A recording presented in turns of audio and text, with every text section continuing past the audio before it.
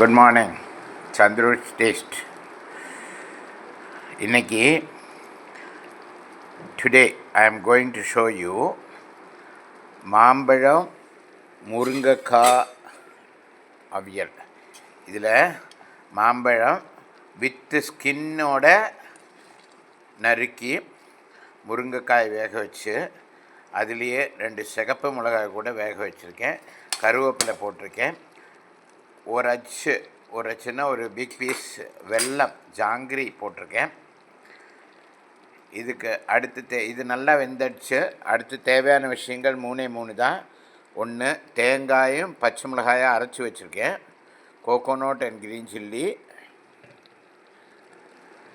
ஒரு 1/2 cup fresh curd உடச்சி வச்சுருக்கேன். கேர்டை உடச்சி வச்சாச்சு.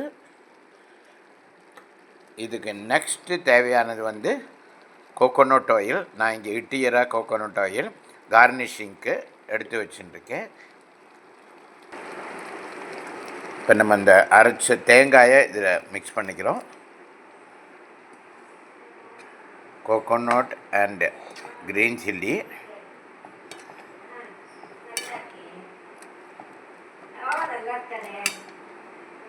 இது நல்லா கொதிக்கட்டும்.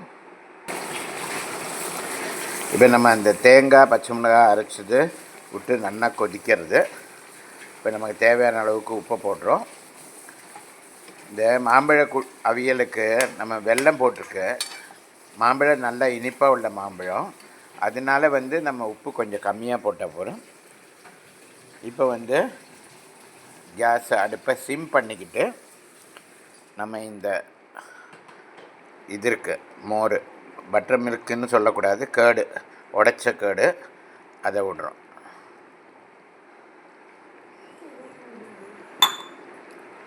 இதை விட்டு நல்லா இலக்கிட்டு நம்ம அடுப்பை ஆஃப் பண்ணிக்கிறோம்.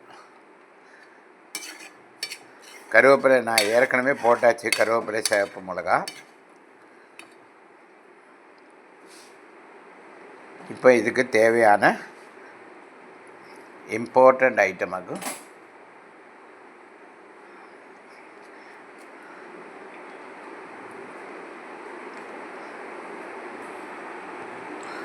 தேங்காய் எண்ணெய் விடுறோம். கோகோனட் ஆயில் நல்லா ஒரு ஸ்பூன் விடலாம். நான் பாட்டிலோடய அப்படியே விட்டுட்ருக்கேன். அமேசிங் பழமாங்காய் முருங்கைக்காய் அவியல் ரெடி.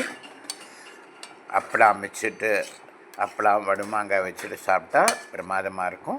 எல்லோரும் என்ஜாய் பண்ணுங்கோ. என்னுடைய சேனலுக்கு ஒரு லைக்கு, ஒரு ஷேர்லாம் கொடுங்கோ.